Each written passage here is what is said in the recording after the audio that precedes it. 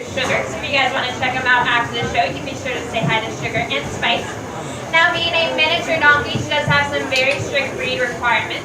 She has to be exactly 36 inches or less at her withers, which is the tallest point of her shoulder. However, sometimes Spice here likes to get a little bit taller for us. Now, this animal right here is incredibly sturdy. Now, even though she is small, she can still pull carts, wagons, all things that a regular donkey can do. They simply bred for this compact miniature version so that she can fit on some narrow winding roads. That way she can do all that work for them. Now, she is native to the Mediterranean islands of Sicily and Sardinia. And then we brought her over here to do some extra work for us as well. Alright, Spice, do you have a message here for us? Applause, that's right. Spice definitely is a very special donkey. Now, a lot of times people actually have these as an extra form of protection for their livestock. Now, these guys are a natural deterrent of coyotes and other types of animals. So generally, when farmers have chickens and things like that, they'll also have one of these to make sure nothing's getting at them while they're away. Now, you guys can check out that pawing behavior she's showing off right there. Now, that's what she'll do right against the ground, and then she'll simply eat up all the grass, roots, everything she turns up, she'll snack on it, creating her own special little feast for herself. Now, if you guys are ever considering getting a miniature donkey like Spice or a miniature kiwi like yeah. That's my favorite thing. So this is Cliff, and Cliff is our albino Burmese python. Now, these guys are very well known in Florida, unfortunately for not very good reason. Now, these guys are taking over the Everglades and wreaking havoc on our very natural ecosystem. Now, these guys eat a lot of our Florida wildlife, including alligators and especially other types of snakes that we have. Now, a lot of this is due to the fact that people take them home as pets and then simply release them into the wild.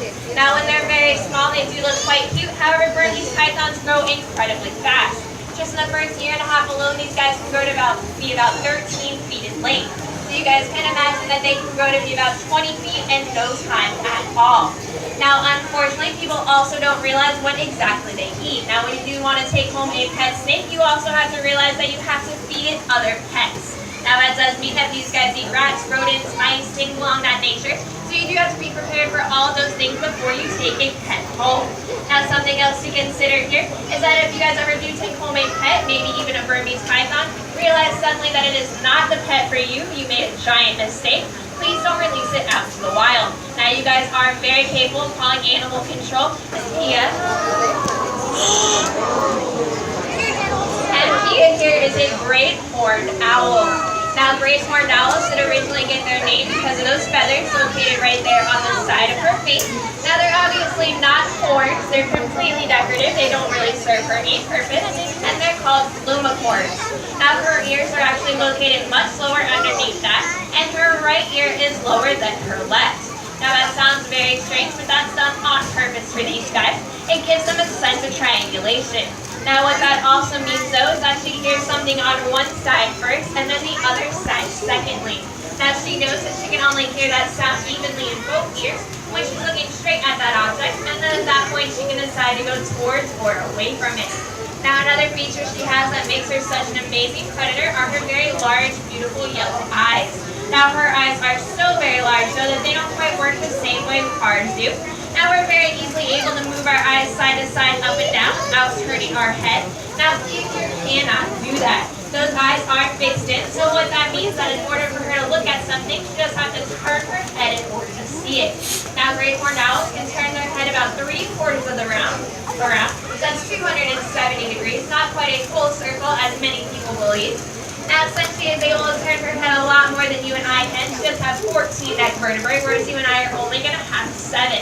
Now, along with that, hopefully, ours in a very nice, straight, narrow line, but hers are in an S-like shape to accommodate for that very wide head turn that she does have going on. Now, another thing that makes her such an amazing predator is what's known as soft flight.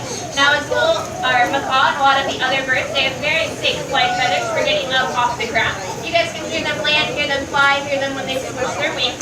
But Pia here, her feathers are so very soft that you cannot hear her at all. So while she can hear an animal stepping on a twig from over 60 feet away, no animal can hear her just because her feathers are that soft. Now we are actually very, very lucky to have Pia here with us. She's actually a rescue animal. Now unfortunately, she was found in the Panhandle of Florida and she was injured. Now luckily, some great people found her. They took her to a rehab clinic where she went through many treatments, many surgeries, and then she came here to Lion Country Safari to stay with us. Now part of her right wing is in fact amputated, so what that means is that Pia here cannot fly and is therefore unreleasable into the wild.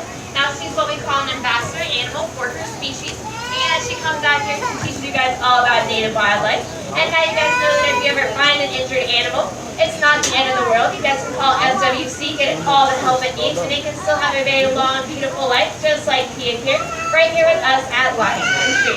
Now, Pia here was the last guest of our show. Now, if you guys have any questions, you can feel free to bring them right on up here. We'd be happy to answer all of them for you. Now, Pia will be doing meet and greet right over here at our meet and greet station. Now, you guys can feel free to get up close, take some nice, beautiful pictures of her.